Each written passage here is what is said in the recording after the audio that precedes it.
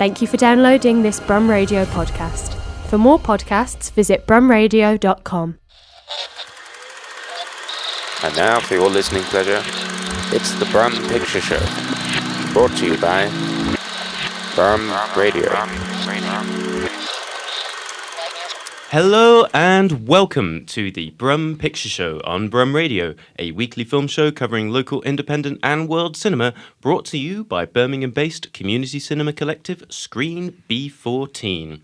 Well, it's that time of year again, where shadowy cabals of movie industry elites across the world arbitrarily select a handful of films from a seemingly endless sluice of content upon which to bestow accolades. That's right, it's awards season in the movie world. We've recently had the Baftas, and coming up soon we have the Oscars, I'm reliably informed. So today we have a very special episode where we'll be talking all things awardsy. We'll be talking about the BAFTA winners, making our own predictions for the Oscars, and most prestigiously of all, giving out Brum Picture Show Awards, where we'll be bestowing our own trophies upon films and film professionals. Now, you can't see on the radio, but I am surrounded by solid gold trophies moulded from the faces of all the members of Screen B14. I didn't think we had the budget for that, Paul. You'd be surprised. Let's say Ben, CEO, has been doing some creative accountancy. But yeah, so who wouldn't want that on their mantelpiece? But first of all, it's time for introductions. My name is Paul Vernon, and joining me today, as always, is our very own award-winning and multi-talented polymath, Nadine O'Mahony. Thank you for that introduction, Paul. If there was an award for doing the most, I think I'd win it. I'm a writer and director.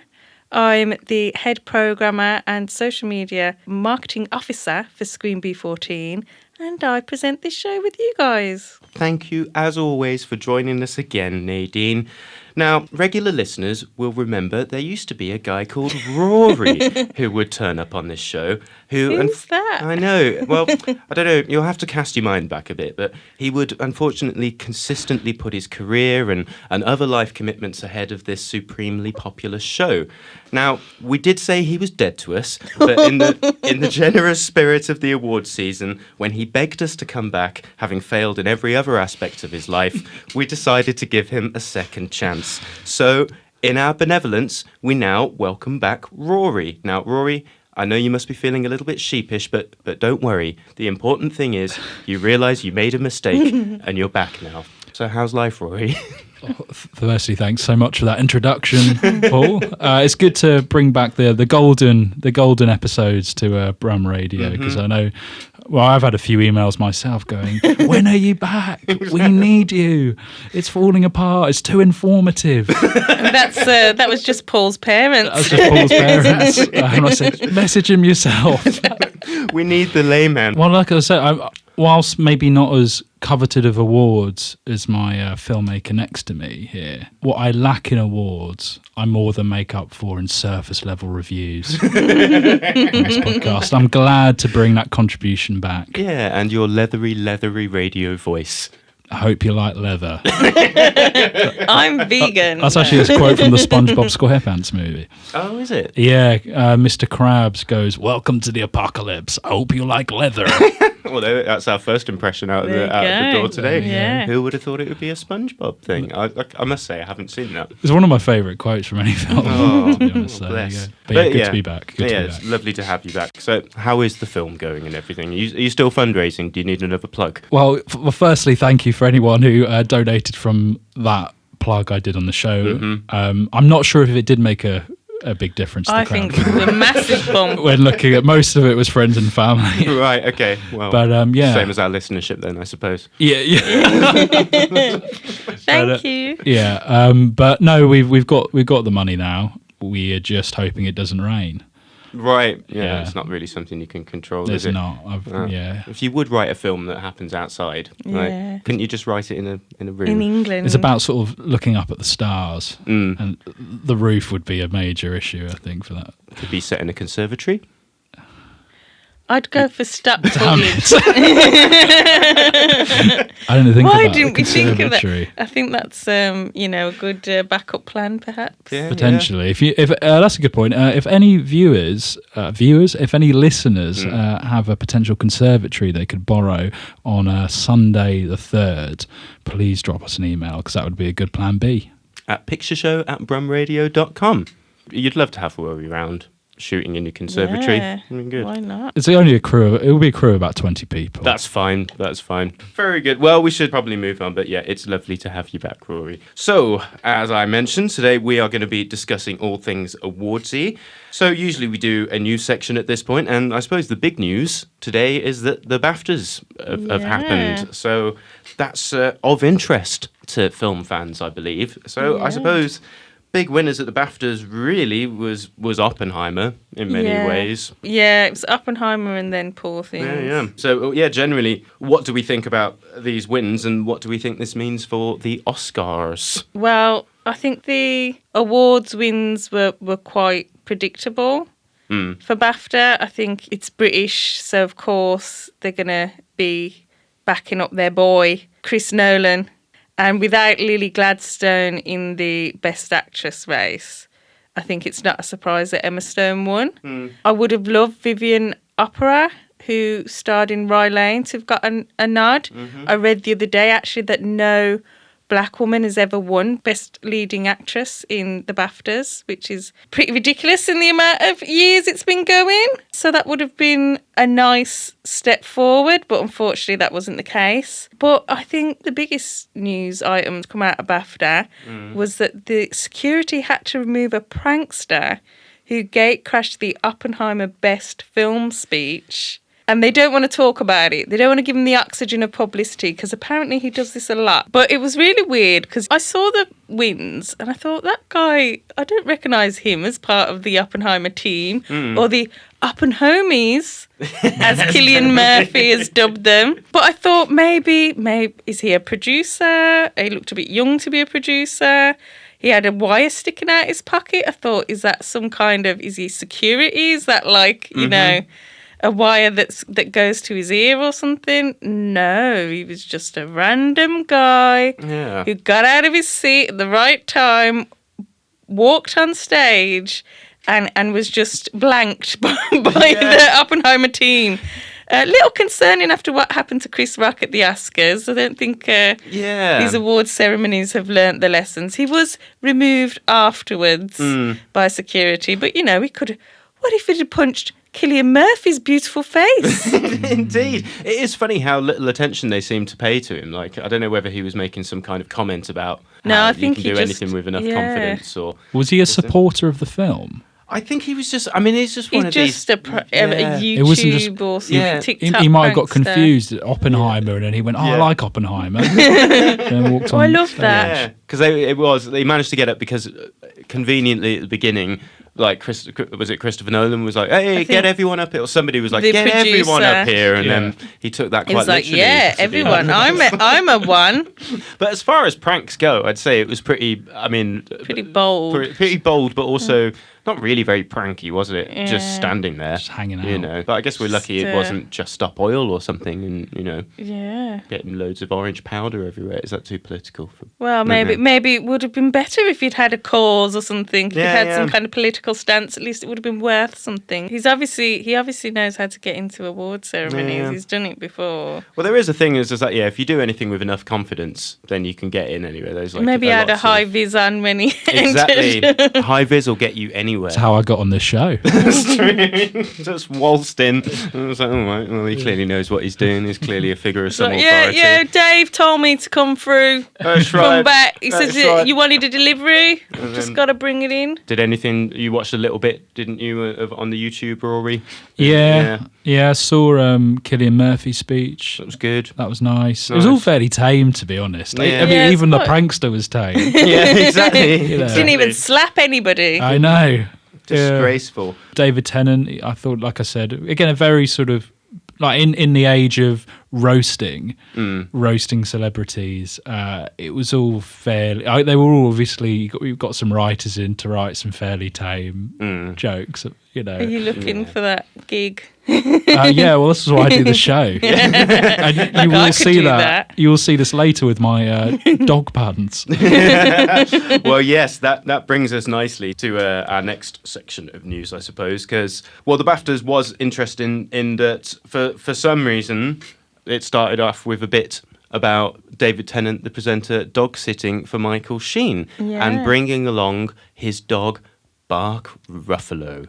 So, but Ruffalo. They missed the trick there. I'm really surprised you did that. Yeah, I know. That doesn't sound like something you would do, but I'm glad you did.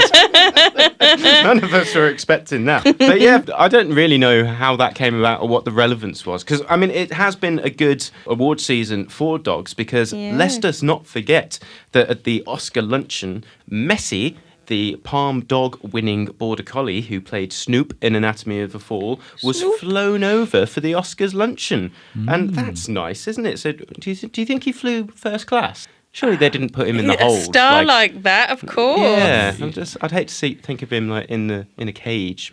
I think they divide it between very good boys go first class and the rest are in the hold. Well, Messi is a trained thespian. I mean, Messi trained for 2 months for his star-making scene in Anatomy of a Fall. So, you know, this is not your average Border Collie. Genuinely impressive performance. If you've seen Anatomy of a Fall out there, you'll know the moment I'm talking about. But there is a moment in the film where you're just like, how did they make that dog do that? It's 2 months of solid training. Solid training. It is genuinely impressive. So yeah, I think Messi deserves all the accolades, and I'm glad he was at the Oscars luncheon. Do you think the BAFTAs were trying to, you know, well, yeah, but they couldn't afford Messi. We need our own dog. Yeah, they couldn't afford Messi, so they decided to get Bark Ruffalo in. Ruffalo. But I just wanted to give a little bit of history. Did you know? Well, this isn't true, but but it would be nice if it was true. No, apparently there was a time where it was reported as fact that a dog nearly won the first ever Best Actor Oscar. Did you know this? So in the 1920s, one of the biggest movie stars on the planet was a French-born German Shepherd by the name of Rin Tin Tin.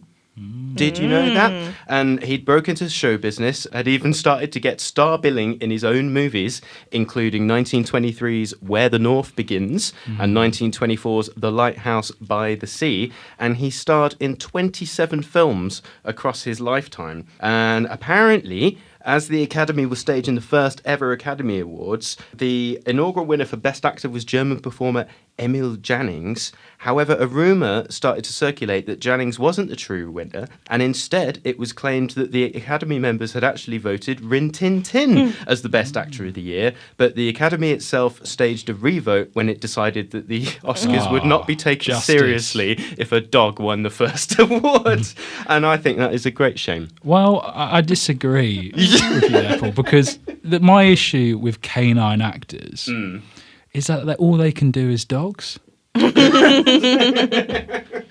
Mind you, I'd say most humans can only really do humans. I beg to differ. Have you seen Andy Serkis? Well, I take that point. Okay. Anyway, I just thought that was interesting. But now for the highlight of the show. Obviously, with Bark Ruffalo, this got me thinking of other dog-related celebrity pun names.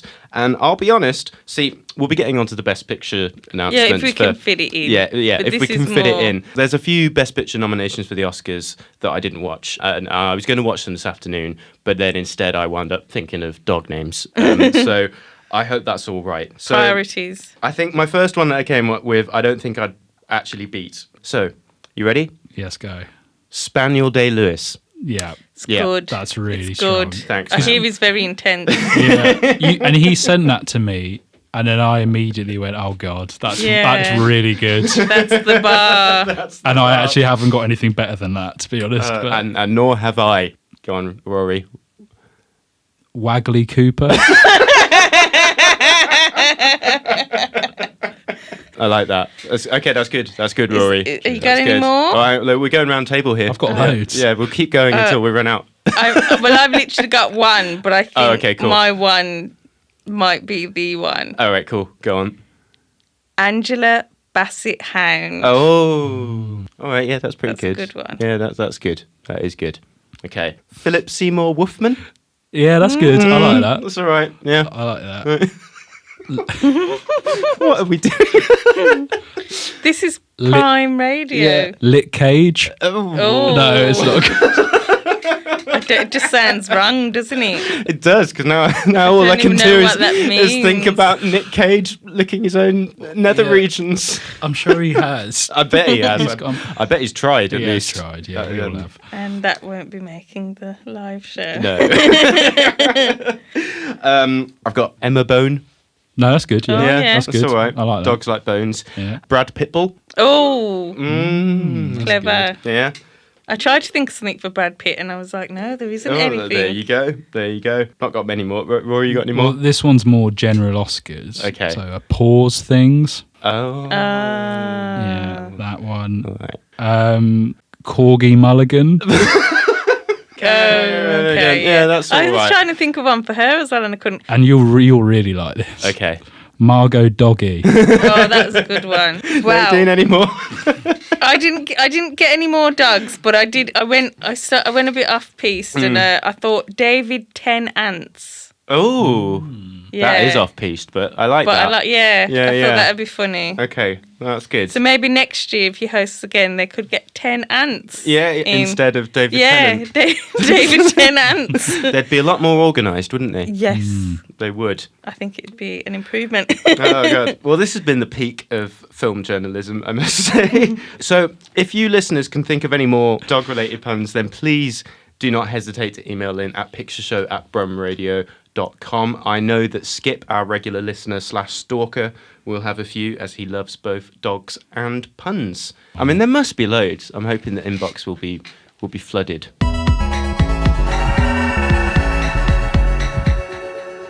You are listening to the Brum Picture Show on Brum Radio, and we are talking about all things awardsy because the Oscars are coming up. So, what do we think about the Oscars? Do we like them? Do we respect them? Do we think they mean anything? I think one of the most memorable Oscars for me was, of course, when Will Smith slapped Chris Rock in the face. And I stayed up until about 4 a.m. watching that. And it was really, because I was on my own and everyone else was obviously asleep, because that's the sensible thing to do at that time of night and day. And I didn't have anyone, it was like a really shocking thing that happened live on TV, and I wanted to I ended up just tweeting it or something, because I just need to share, I had to go online, yeah. And it was one of those things where at first you did think it was a skit, because Chris Rock was smiling, but then when Will Smith sat down and started swearing at him, you're like, oh, I don't think this is a joke anymore. Yeah. But yeah, so that was really shocking. And then the year after was a big year for Everything Everywhere All at Once, and not as exciting, unfortunately. But yeah, I think I'd be interested to see where they go with this one. I have a feeling there'll be a couple of surprises. I think the BAFTAs were very conservative. I think, to be fair, the Oscars may stick very close to that, but I'm hoping there'll be a few curveballs in there. Who knows who'll run up on stage next and what they'll do. Who's most likely to get slapped? Who is most likely to get slapped? Well, Jimmy Kimmel's presenting. Oh, Jimmy Kimmel then, definitely. Yeah, him. Yeah. Do you tend to watch the Oscars, Rory, or you just let it happen? Not really. I do always watch the highlights on YouTube. Mm-hmm. Yeah, likewise. And like I say, if there's any sort of physical assaults, I will Yeah. tune into that. That's Not enough. Not Physical enough, assaults. yeah. Enough. Need to spice it up. Need a Oscars. big cage fight or something. Yeah. Nick Cage. A Nick Cage Nick fight. Cage and Lick Nick Cage. Nick Cage. Yeah, use his correct title. But yeah, I try and watch the big moments. Like when Everything Everywhere All at Once. I watched the speeches and stuff. That was good. It was nice when what's his name? Kihoy Kwan. Kihoy Kwan, When he hugged Harrison Ford. That was cute. That was cute, wasn't it? Yeah. If anyone slaps him, there would be a. Oh my gosh. No one would outcry. dare. Oh. I don't think Harrison Ford would fly one of his helicopters into your face. That's right. Well, yeah. I've never stayed up to watch the Oscars ceremony either, but You the missed highlights out, are always fun. I do. It kind of seems a bit arbitrary sometimes, and sometimes I find the Academy to be a little bit performative in a way, and they seem to choose things that they want to be seen to be choosing these things, because obviously they've had a bit of a reputation over the years of just a bunch of old white men just... Well, they have diversified. Yeah, they've been trying to. But we don't know who they are. We don't know who the voters are. It's a big mystery. But I think they've done a better job than BAFTAs, I have to say. I don't know if BAFTAs can get around the year where Margot Robbie was nominated twice for Best Actor because there weren't any good black actresses, apparently, according to the BAFTA voters that year, or people of any other colours. That was a bit ridiculous. Yeah. I think you make a good point, though, is what are the Oscars for? Because it's certainly obviously not a popularity vote, because then, a Marvel film would win the Oscars. Yeah. But then I think sometimes they get criticised for being so far away from, the average audience in the cinema, like Nomadland and all of these things, which didn't have a big sort of release, I don't think. No. So yeah, but I think it's finding that balance, isn't it? Really, I found that the films that have come out this year have been really, really strong. The ones I've watched, definitely. Even I'm not the biggest fan of Oppenheimer, but it's still a great film. Yeah, it would be surprising if it wasn't in the running, wouldn't it? But yeah, there's certainly been a strong selection of films this year. But one thing I will say is, do we think the Best Picture category has too many nominations these days? Because it always used to be about 5, and now how many is it? 9? 10? 10. That is unusual, I think, because there's certain films in here that, whilst good, they don't really scream Oscars to me. Well, this is the problem. What is the Oscars now? Because I think there was a lot of debate. People wanted Black Panther in the Best Picture race. And it isn't. Superhero films are not traditionally Oscar-y films. Big budget films tend not to be necessarily... it's more mid-budget and sort of independent sort of stuff. I think it was a way to sort of appear as if they were diversifying, but then if those extra films that get included in the Best Picture race don't win, then isn't that just lip service? Exactly, because it feels like... Okay, so first on the list here is American Fiction, and I enjoyed it very much. I thought it was very good, but I was baffled that it was an Oscar Best Picture contender. I find it unusual that pipped a lot of other films that are equally good, if not much better. That's what I mean about them being kind of arbitrary in a way. It's just like, why this over all these other great films that have come out this year that could have been in contention? Like, I don't know. There's a nice range, though, I think, for Best Picture. Because you got like Barbie, which is which is obviously a sort of very popular film. Yeah. I think that's which deserves to be in there. I think. I disagree. Actually, I don't think it's an Oscar film. No, we've discussed this at length previously. If you win the box office, you don't need to win an Oscar. And I think Barbie's done a great job in being the first woman-directed film to make over $1 billion.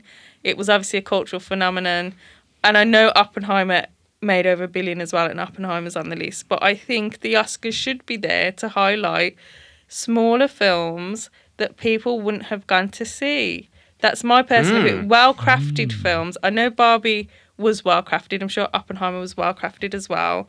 But I would like to see more films like, Anatomy of a Fall, or mid-range films. Films aren't the biggest films out there, but deserved attention. So were there any films that you felt like, didn't make the list?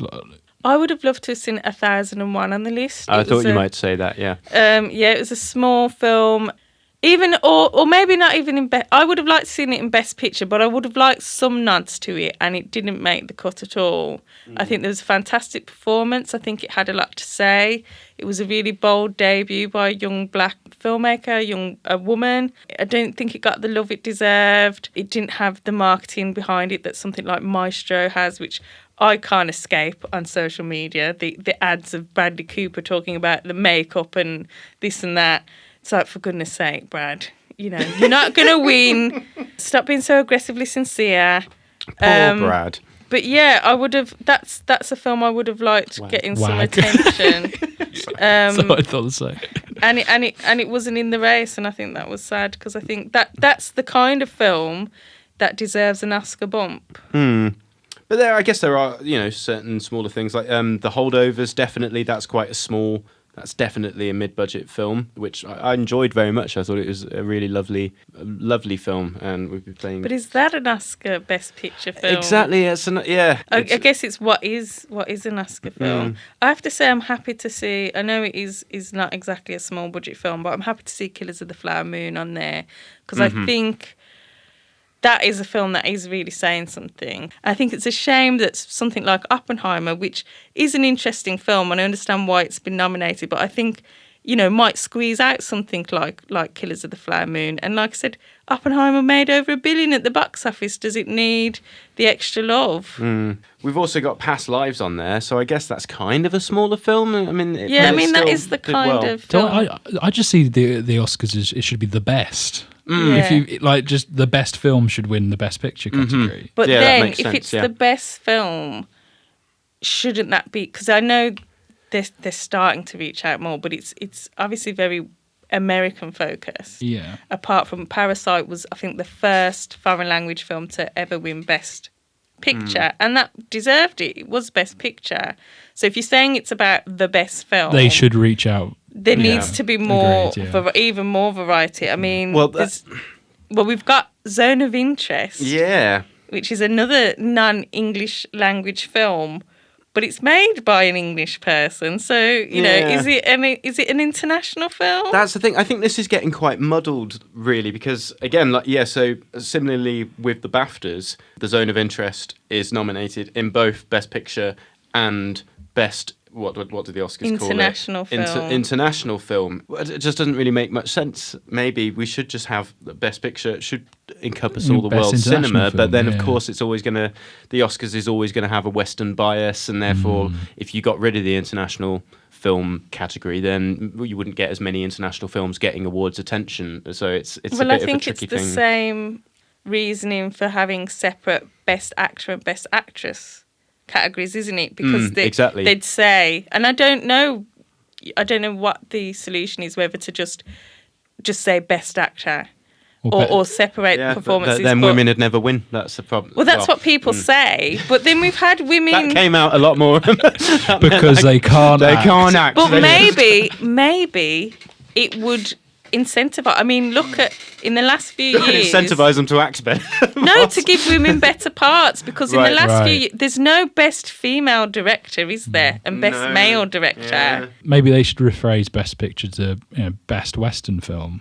Or Best Western. Oh no, that doesn't work, does it? Or best, I don't know. Best American film. They could do a Best American Film category and a Best International Film category. Yeah, something like that. Because I think Best Picture kind of you assume then that's the best. That is the best film, but then the international films. Of course, the problem, I guess, these days is that it's difficult to say that this is an American film because obviously the films get their funding from so many different places nowadays. So, like, what you'd see as an American film has also got financing from Canada and all these other places, and so I guess it does get muddied in that sense. But yeah, maybe that is some kind of solution. I don't know. Well, how many we've got in the Oscar race? We've got Anatomy of a Fall. Mm-hmm. We've got Zone of Interest. Neither of those are American films.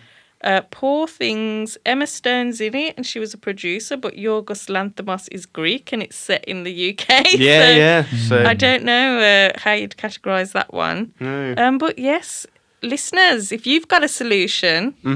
Because we haven't helped. We've just added to the problems. Email us at pictureshow@brumradio.com. But I do think, I don't know if this is going to be controversial, but I do think a lot of categories tend to be almost like runner-up prizes. I think Best Supporting Actor is often the category where people of colour will win, because it's very rare that I think the last woman to win Best Actress at the Oscars was 20 years ago or something. The last black woman or woman of colour. Yeah, I just feel like it feels like the awards are unofficially segregated, and I think it's the same with the BAFTAs. And I think the Rising Star Award, there's often a lot more people of colour in those nominations. And I feel that feels like a kind of concession because, you know, Margot Robbie and Scarlett Johansson are taking up all the awards in the main actress category.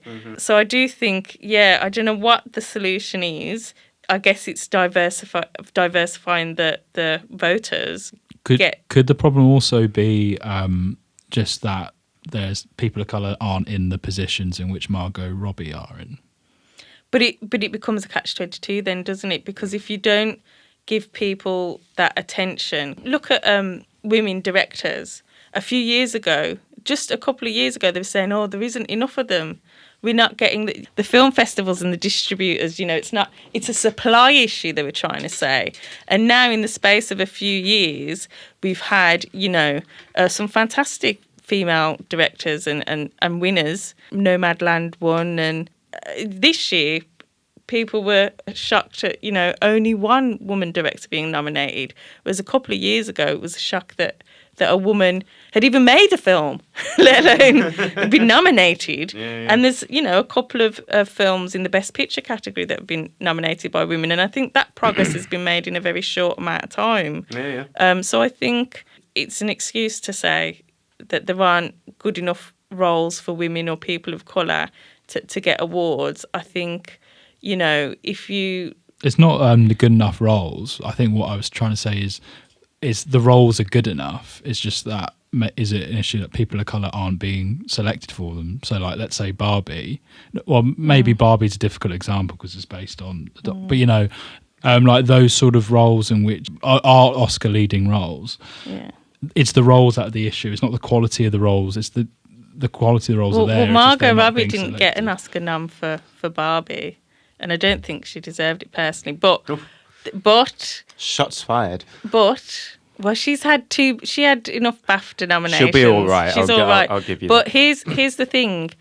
Emma Stone nominated for Best Actress, Poor Things, producer of Poor Things. Margot Robbie, producer of Barbie. Maybe if people are put in a position of power like that, if, you know, somebody like, you know, well, I won't even name names, but, you know, any of the amazing sort of black actors or people of colour or even, you know, going beyond that, going even more diverse, people with disabilities, people that we haven't seen on screen. There's, interestingly, on the festival circuit at the moment, Sebastian Stan's been talking about facial disfigurement because of a film he starred in, and there's an actor in that who was in Under the Skin, and we haven't seen, and he was talking about we just haven't seen this enough, and we don't know how to have these conversations. And I think if people were empowered to the point where they could be producers and be in positions of power, you know, heads of studios and things like that, it'd be a different landscape. But I think, unfortunately, it's still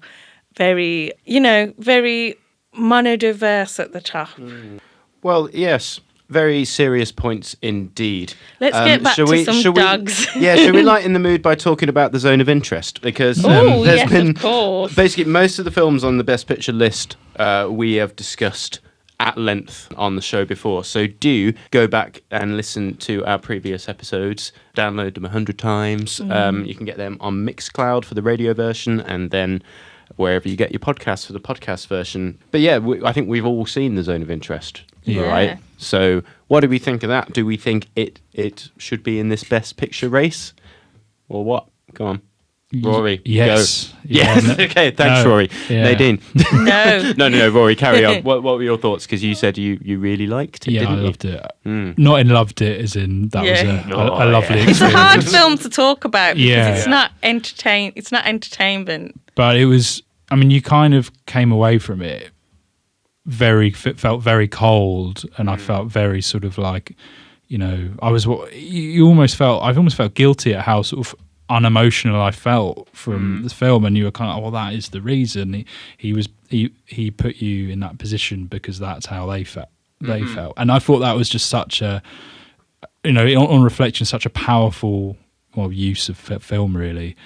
Because at university I studied the Holocaust and also film of, you know, how you film the Holocaust, how you depict an it. expert. Yeah, and you know, there's lots of sort of interesting films that have tried to. You got Schindler's List, Spielberg, which got criticised, I think, for sort of for Hollywoodizing it. That's not a word. Son of Saul, that was sort of a film. I never got around to watching. It's that's a really hard hitting film that got you very, very close to the action. I think the big thing about the film is how you depict it in sort of a respectful way. Some people say you should never go into the chambers themselves. That's sort of a line in which you shouldn't cross. That's a big sort of debate within that sort of in how you depict it. So what I thought was Zone of Interest was a really interesting way of depicting the Holocaust in that it was respectful in that it was outside of the camps itself. But yet you felt the horror, you felt how terrible it was, even through the sound design, that juxtaposition. I just thought it was incredible. Yeah, I loved it. Did you enjoy it though? No. Yeah. Are you allowed to enjoy a film about the Holocaust? I would say I enjoy Schindler's List because I think that is solid. The problem. I think my biggest issue with the film is the way it was shot. This kind of Big Brother style it was almost like a mock fly on the wall documentary. Yeah, I think from reading about it, he just had multiple cameras in different rooms, all sort of static, and then the actors would just almost perform like a theatre piece kind of thing. And go in and out of rooms and stuff. I guess, like you said, to try and keep that sort of distance, that objectivity. It was very, very art house, and I love my art house, but I guess I like my art house to be a bit more quirky, but I guess that would have been wholly inappropriate for a film with this subject matter. But it was just one of those films. It had those very weird moments of with the score abruptly interrupting the action and the sort of negative cinematography. It was just one of those films because I did find it quite a slog and quite difficult, but I guess that's the whole point, I suppose. I shouldn't have found it enjoyable, but equally I just felt like it was so very light on narrative in a way. But I mean, it did feel, I think Nadine was saying the other day, it felt more like a kind of art installation kind of thing. I had that same thing as well. I felt like if I'd seen it in an art gallery, I might have loved it. But I felt like you would go into the film, you would get into the film, like, let's say there's the paddling pool scene, and you would go in and you'd be like, this is just sort of, a normal, this is like a vacation type thing, and then suddenly you're brought back and you're like, hang on a second, this is right next to the worst thing that's ever existed. And I think for me, I had that, but I had to try and in my head keep contextualizing, like you said, those sort of normal family moments. I think it's interesting that the director Jonathan Glazer, I think he was more interested in the psychology of people compartmentalizing atrocity than the Holocaust itself. I don't think it's the best film depiction of the Holocaust, because I don't think he was interested in the Holocaust as a subject on its own. I think because he said, this could be any atrocity, it just happens to be this one, and it was about people looking away. But I think some criticisms of the film have said that, the Holocaust didn't happen just because people got on with their lives and sort of ignored something.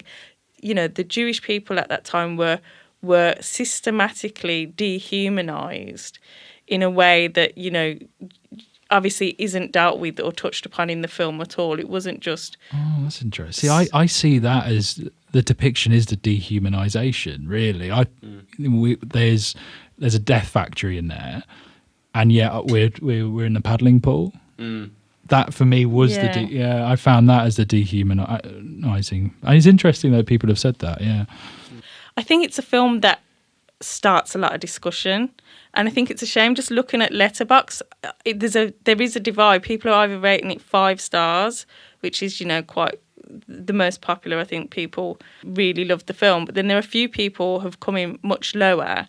But then the discourse is like, you're a Holocaust denier or something, right, and it's like, no, I disagree with some of the elements of this film or the way this was depicted. I don't disagree with the subject matter or whatever. So I think it's a shame that it's causing that kind of sharp sort of you're either on board with this or you're not. And I think, but I think it probably speaks a lot to our times in that, terrible things happen all over the world right now. And we're doing a radio show and we're not discussing them. We're talking about films and things. So I think it's a worthwhile subject matter, definitely, of course. But the way it was told didn't resonate with me personally. It's definitely one of those films that makes you realise kind of how meaningless rating systems are in general, because it's really difficult because I keep my my little list on my notes of my star ratings for the films I watched, and when it came to this one I was just like, I don't know what to give this because I never want to watch it again in my life. I didn't enjoy it, I didn't like it, but it is obviously a very good film. So, to Art House for the Oscars. Yeah, maybe. Well, that's what I was going to say. Do you think? Do you think it's an interesting Best Picture nomination? Because it is probably. I can't think of anything that art housey that has been in the running for a long time. Like, can you, Rory? No. Sorry, I wish I could. I think no, but yeah, it's an odd one. I think maybe having said all of that, I said it should be smaller films that, I think the average person, if this film didn't have awards buzz and critics giving it 5-star reviews, would the average person look at Zone of Interest and go, oh, yes, I'd like to go and see that at my multiplex? Maybe not. And maybe this is the exact kind of film that should be up for Best Picture nomination, something challenging, something different, something smaller, something international. In another language, we were saying it's certainly not your Hollywood. It isn't Spielberg's Schindler's List at all. You could say it was the anti-Schindler's List if you like, but maybe we just need more of those kinds of films. Maybe it sticks out next to Barbie and The Holdovers. So yeah, a bold choice, I suppose. That was a cheery discussion, everyone. But we should probably move on. Let's have a run through of the Best Picture noms, and then we're going to go what we think will win, and then what we would like to win, and what gets our Brum Picture Show Award. So just quickly running through, the nominations are American Fiction, Anatomy of a Fall, Barbie, The Holdovers, Killers of the Flower Moon, Maestro, Oppenheimer, Past Lives, Poor Things, and The Zone of Interest. So, Rory, first of all, what do you think will win, and what would you like to win? What gets your Brum Picture Show Award? So I think Oppenheimer will win Best Picture. And I would like to win, for the Brum Picture Show Award, the most important and coveted award, Killers of the Flower Moon. Oh, fine choice. Nadine? Well, we're in agreement, because I think Oppenheimer will win. But I think Killers of the Flower Moon should win. Okay. Interesting. Well, I also think Oppenheimer will win, because it surely will. I don't know. I'd love it if something, American Fiction. Even if I haven't even seen American Fiction, but if American Fiction won, I think that'd be amazing. If American Fiction wins, then just throw the whole thing out the window. Like, it's a good film. It's a very good film, but no. Zone of Interest. If that wins over, Zone of Interest, I'll be amazed. Like, I'll be impressed. But what I would like to win is Poor Things, because that's just by virtue of the fact that it was my favourite film of that selection. It's balmy and bonkers and brilliant. And a bit of you. And a bit of me. Poor Things. Poor Things. I'd be so surprised if Poor Things wins. But I don't know. After that BAFTA's run, Emma Stone. I expect it to pick up a lot of the other awards, but I'd be amazed if it wins Best Picture. But yeah, that gets my Brum Picture Show Award. But I suppose this being a democratic hive mind, because we are a collective consciousness at the Brum Picture Show, and it's only together that we've actually seen all the nominations, the Brum Picture Show Award goes to... The Brummy. Killers of the Flower Moon. Woo! So congratulations, Martin Scorsese. Your film has won a prestigious award. Collect it in person. Yeah, come and collect it in person. If you'd like to let us know whose face from Screen B14 you would like a solid gold effigy of. No one knows what we look like, but just imagine what we might look like. Well, I have met Martin Scorsese. What? I have possibly made eye contact with Martin Scorsese. Right, okay. Is that Madame Two Swords? That's a caveat. No. I went to see his lecture in London for The Irishman, the David Lean lecture. Oh. And I was meters away from the man. And I could see him behind the little curtain before he came out, and he did a little gesture of like, "Shall I come out now?" with his hands, and his eyes were very sparkly. Oh. That's what I remember. Oh, that's nice. So yes, I think he'd probably want to see my face again. Okay, so Marty, you can have a solid gold effigy of Nadine's face. I bet he doesn't have one of those. I bet he doesn't. You are listening to the Brum Picture Show on Brum Radio, and we have been discussing all things Oscarsy and giving out our own awards to the films or people that we think should be winning this year. So we've just had Best Picture nominations, but now we're going to have a bit of a rattle through of the other categories. So we're not going to go into all of them. I mean, there's just too many, isn't there? There's an awful lot. First of all, Best Actor, we've got Bradley Cooper for Maestro, Coleman Domingo for Rustin, Paul Giamatti for The Holdovers, Cillian Murphy, Oppenheimer, Jeffrey Wright, American Fiction. I think Cillian Murphy will win, and I think Cillian Murphy should win. Ooh, interesting. Not Wagley Cooper. No, definitely not. He's not been a good boy. I think he'll feel personally No snubbed. treats for you, Wagley. I think Bradley Cooper will feel personally snubbed by the Oscars despite getting some noms and maybe 1 or 2 wins. He'll get some noms. Do you think he's just going to slap every member of the I Academy? think if he doesn't get That's Best gonna be the big Picture slap. or Best Actor, I think he's going to be a nightmare. He's going to have a little tantrum. Yes. Rory? The same. My pick is Cillian Murphy, and Cillian Murphy will win the Oscars. Okay. The Oscar, not the Oscars. Oscars. He'll win all the Oscars. Yeah. That'll be the shock. Oh. Best international picture, Cillian Murphy. Yeah. Best sound, he was holding best boom operator. Very talented. I'd tune into that. Yeah. Well, yeah, I also think Cillian Murphy will win, but I'm going to go rogue, and I'm going to say Paul Giamatti. Give him an Oscar, because he was really good. I mean, it's a very subtle performance in The Holdovers, but I thought it was very lovely and moving, so I'm just, yeah.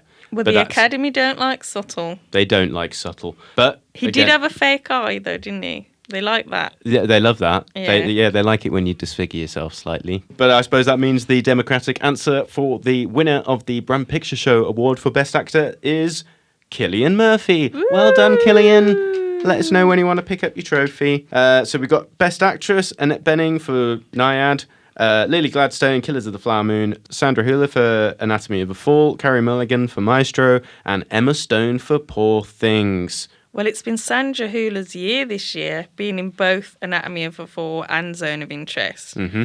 I don't think she'll win. Emma Stone could win. I think she's one of the strongest competitors in this category, but I really hope Lily Gladstone wins, and I'm going to do the same as I did with Cillian and say Lily Gladstone will win, and I want her to win. If she doesn't win, I'll be sad. Rory? Yeah, same. Lily Gladstone, and I think she will win it as well. And so also, I have written notes here. Oh, go on. I am not just repeating what Nadine I think Oh, you it's need true. to go first next, and then we'll see if we've got the I can same. verify this. Oh, bless you with your handwritten notes. That's really There you cool. You're keeping them close to your chest there. I don't want you to steal mine. Well, I agree. Lily Gladstone will win, but personally, I'd give it to Sandra Hüller. For Anatomy of a Fall, because I really loved that film and her performance is amazing in it. So that means that the Brum Picture Show Award goes to Lily Gladstone. Woo! Well done, Lily. Best Supporting Actor, we've got Sterling K. Brown, American Fiction, Robert De Niro for Killers of the Flower Moon, Robert Downey Jr. for Oppenheimer, Ryan Gosling for Barbie, and Mark Ruffalo for Poor Things. Rory? The Gosling. The Goster. Is that who you think will win? No, that's who I want to win. Oh, okay, cool. And I think to win would be Downey Jr. Mm-hmm. Just, I feel like, is one of those things where he might be owed one or something. Or they sometimes give it to that, don't they? Yeah. But no, Ryan Gosling is Kenuff for this. That's a fine choice, Rory. Nadine? I'm going to go slightly different. I'm going to say Ryan Gosling will win. Really? And I'll be happy. I think he will. I think that'll be one of the curveballs. Wow. But I think Mark Ruffalo should win. He was absolutely amazing in Poor Things. He was so off the wall and just, I mean, talk about a post-MCU performance. Yeah. Sorry, Downey Jr., you know, take a seat. Yeah. Hulk is in the house. He was having so much fun. It was ridiculous. Yeah, And we were too. Yeah, I completely agree. But yeah, I think Downey Jr. again will win it, but I would also give it to Mark Ruffalo. So sorry, Ryan Gosling. Mark Ruffalo monster. But yeah, the Brum Picture Show democracy has spoken, and the Brum Picture Show award for Best Supporting Actor goes to you, Mark Ruffalo. Woo! I'm just Mark. Ruff, ruff, ruff. So next, we've got Best Supporting Actress. We've got Emily Blunt, Oppenheimer, Danielle Brooks for The Colour Purple, America Ferrera for Barbie, Jodie Foster for Naiad, and Davine Joy Randolph for The Holdovers. What do we reckon? Davine is on a roll. I think she will win. Yeah. And she's one of the few that I've actually seen. So I'll Yeah. say, I say she deserves it as well. Yeah. Similarly, I haven't seen many of these. I saw Emily Blunt, and I didn't think it was that great. So I've gone for Davine Joy Randolph, even though I haven't seen it, as a protest for it. Can I have a writing? Because I feel like Rosamund Pike should have been in the mix. She was, Saltburn was not an Oscar level movie, I don't think, in a lot of ways, but I think Rosamund Pike gave an Oscar worthy performance. Yeah. No, she was very good. And to be fair, Richard E. Grant was great, Yeah. but he's a man.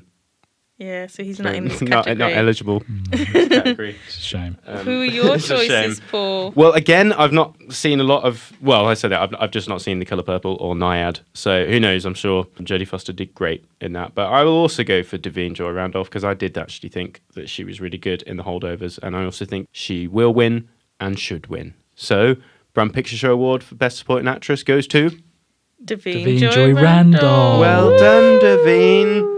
And now for Best Director, Anatomy of a Fall, Justin Triet, Killers of the Flower Moon, Martin Scorsese, Oppenheimer, Christopher Nolan, Poor Things, Yorgos Lanthimos, and The Zone of Interest, Jonathan Glazer. I don't know with this one, to be honest. I think it's Christopher Nolan is the obvious choice, but I think that'll win Best Picture. Will it win Best Director? You know, BAFTAs are very British skewed. I think Martin deserves it, but he has won before.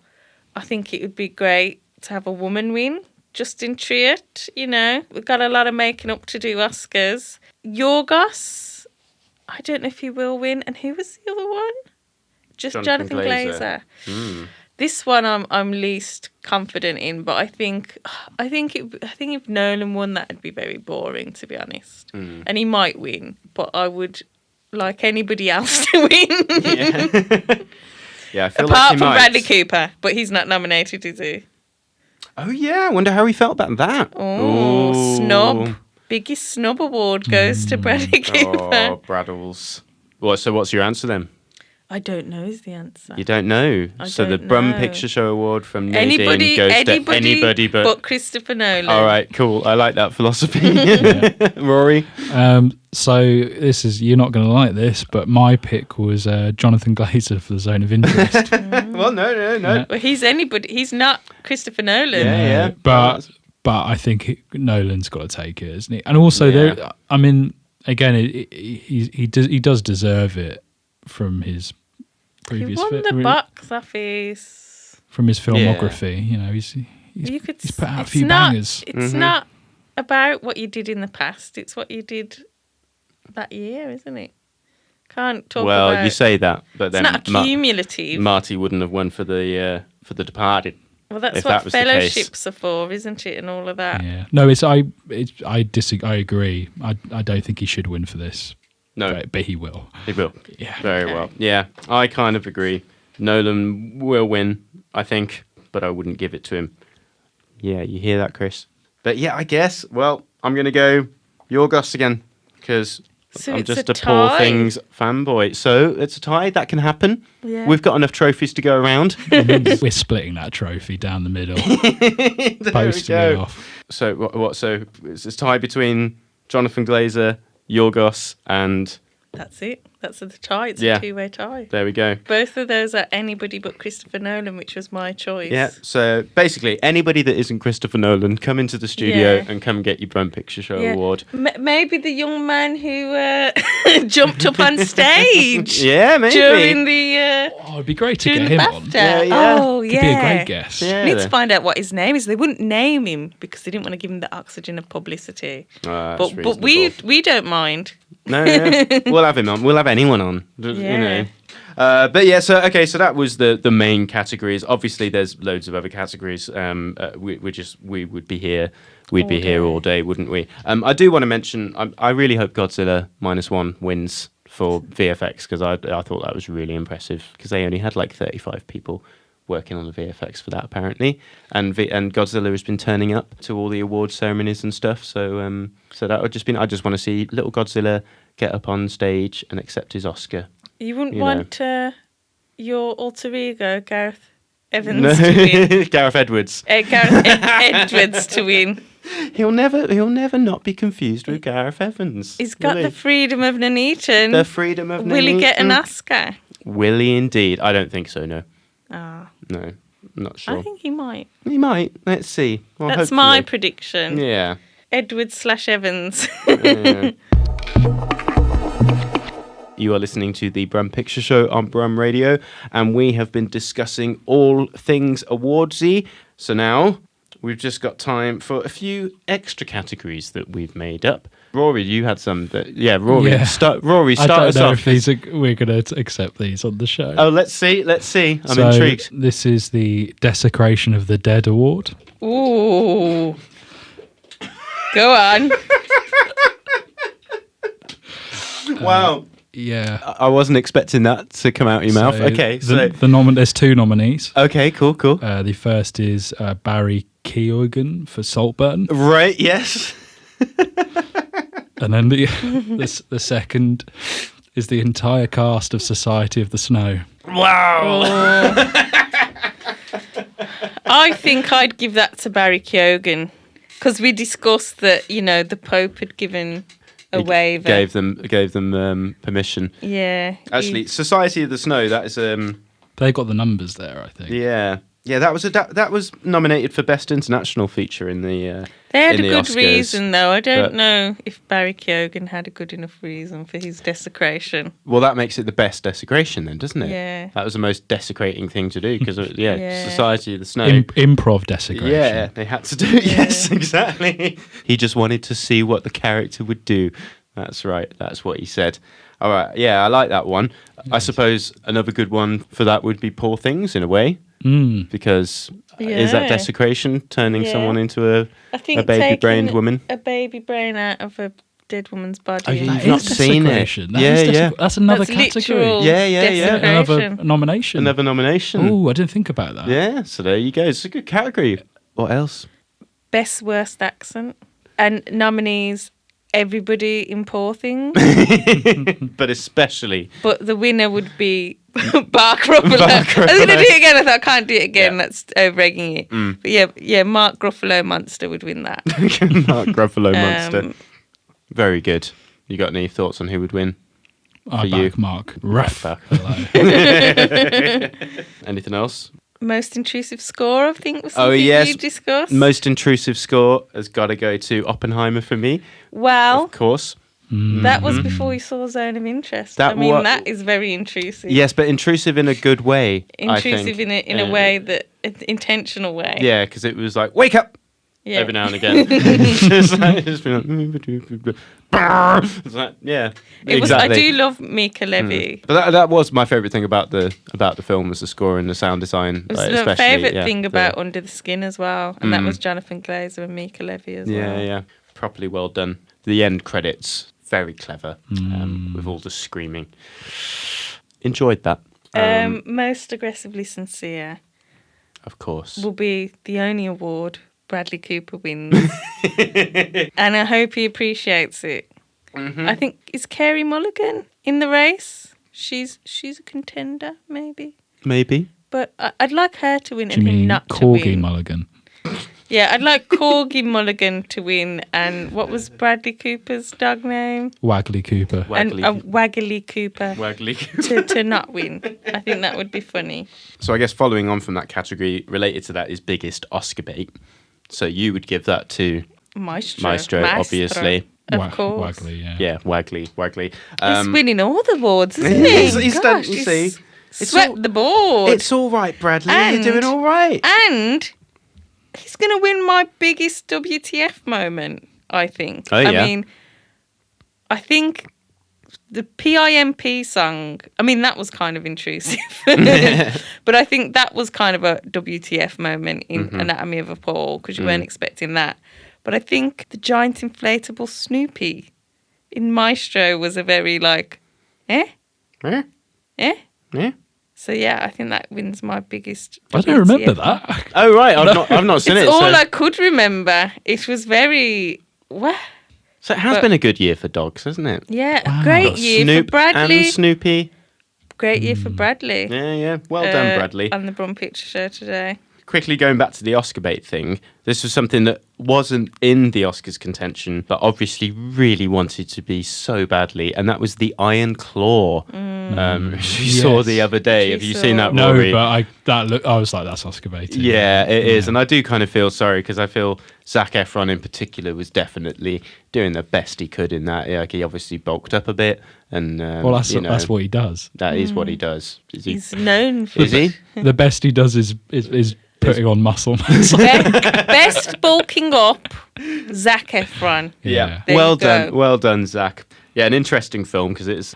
I don't know. Don't go in there thinking it's going to be a fun wrestling film. Well, the 'cause, first yeah, act makes know. you think that's what it is. Yeah, and yeah. I got so bored of the fun wrestling that I went to the toilet and I came back and it was a completely different film. It's way more tragic a film than you expect. Yeah. The Von Erich family, a wrestling family that was before my time in wrestling, because I was a big fan of wrestling when I was a wee boy and well into WCW and WWF and all that. And there's even Ric Flair, who does appear in the Iron Claw, and I went to see him live with my dad at NEC. I couldn't believe he was came. a real person. Yep, he's a I real thought person. that was such a ridiculous character, and then you told me that was a real person, and I was like, No, it was his idol. Yeah, exactly. Yes, he was always going woo. It was great, but yeah, like the Iron Claw, I do feel sorry for it because it clearly is trying to be a very worthy film about a very tragic, true story with everyone acting their little hearts out. I think it would do well. I think men will like it, and I think women might like it if they like a bit of bulking up. Or if they're wrestling fans, I think it would do well. I think it would do very well on video on demand. I think it would do very well. It doesn't need an Oscar. I think it will find its audience. Yeah, it will do all right. No, it was an enjoyable film, but yeah, it's just, I think a lot of people were saying that A24 didn't really give it enough of a campaign compared to the other films because they've got Past Lives and Zone of Interest, both distributed by A24. So I guess they kind of put all their efforts into campaigning for those and kind of let Iron Claw slip by the wayside. But as they did with Priscilla. As they did which with Priscilla. should have had some more noms, I think. Yeah. I've got another one. Mm-hmm. We're not going to be able to use this. Okay. Best accessory. Ooh. Napoleon's hat. Napoleon. Yes. Yeah. Ken's roller skates. Oh. Barry Keoghan's penis. That you think that was an accessory?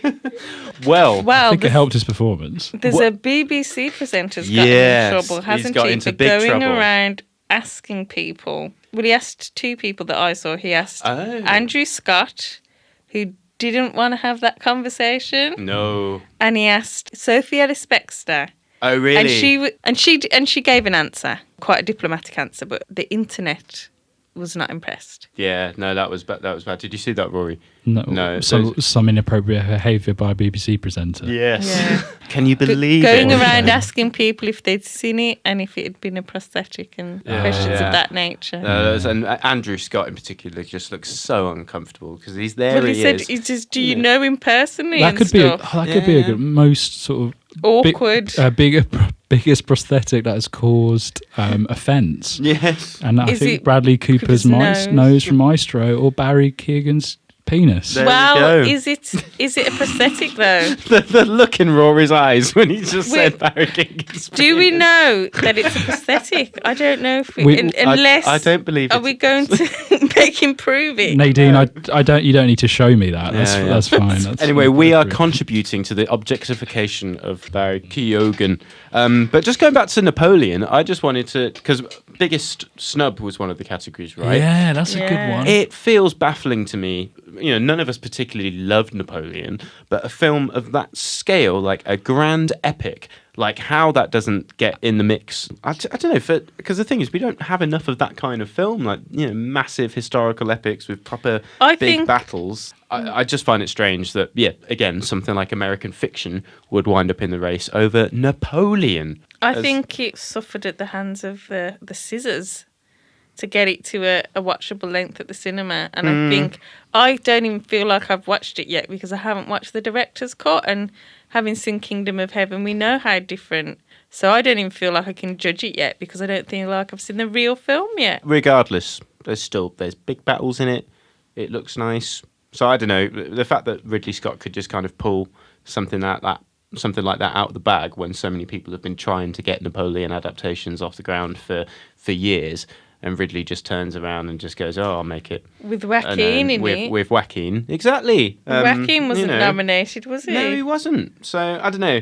Even though, yeah, I kind of thought it was a 3-star film, I definitely think it deserved a lot more nods than it got here because it's Napoleon, man. Ridley Scott, man.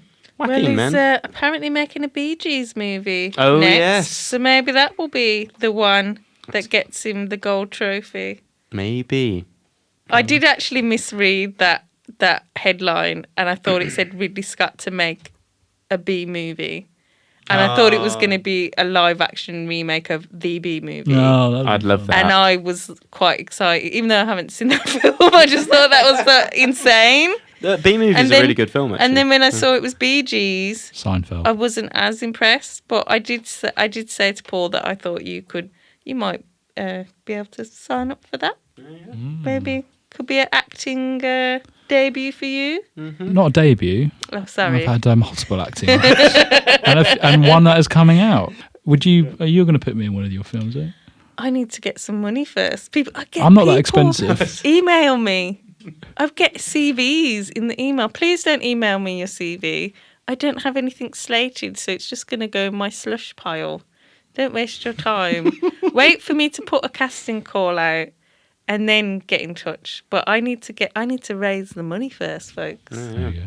I think sometimes people think if I just email you, you might just create a film around me just based on my CV and my photo. And I personally don't work like that. I like to write a script first, Not even for radio presenters. then get the money together, then get a producer on board at some point. So yeah, please don't just randomly email me. You can reach out to me on socials, and I can tell you. I don't have anything slated, if you like, but I don't have anything slated right now. And you'll be getting I'm a Brum waiting. Picture Show I'm Award. waiting. Well, there we go. Thank you. So that was a very meandering discussion of the awards season, but let us know if you agree with us or disagree with us on our choices for the recipients of the Brum Picture Show Awards and our predictions for the Oscars. You can email us at pictureshow@brumradio.com, and we're on Letterboxd, I believe. Yes, Brum Picture Show and Letterboxd. There we go. And you can catch us on other socials. That's nearly all we've got time for this week, but as always, we just have time for Nadine's roundup of local events. Over to Nadine. Yeah, so on the 24th of February today, Feckenodian, the man who knew too much at Feckenham Village Hall. Yay. 28th of February, Whatever Pays the Rent, shows Moon Age Daydream. We showed that in January. Went down very well. That'll be at the Hare and Hound, so do check out their socials if you're interested in getting a ticket. Sturchley Open Cinema will be doing a film quiz. I think they're almost sold out. That'll be at the Brum Brewery on the 29th of Feb. And Boxer Short Films, you're going to have to make a choice, folks, because they've got Sword and Sorcery on the 29th of Feb at Pan Pan. And we're doing something. We're very excited. Wow, we're all doing something. We've teamed up with our rivals Sturchley and Mockingbird and Whatever Pays the Rent. What? Yes, it's a community cinema loving we're showing Your Fat Friend on the 2nd of March at the Mockingbird Cinema.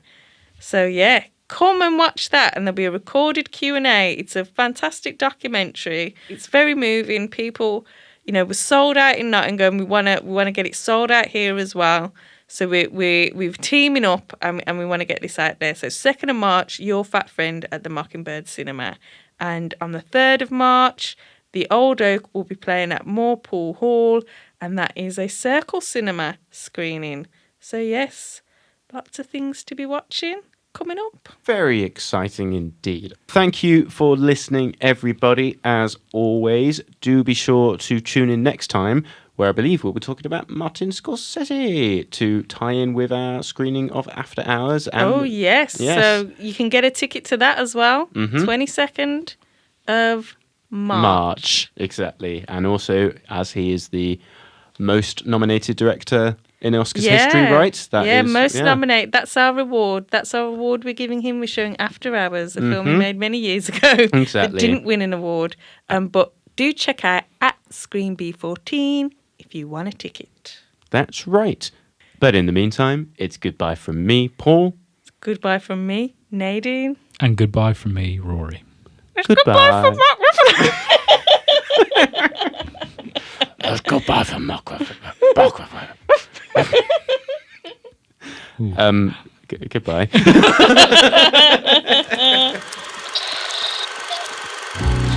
You have been listening to The Brum Picture Show, a Screen B14 production for Brum Radio. Tune in next time for more film fun, and don't forget to email us at pictureshow@brumradio.com. Thanks for listening. Goodbye.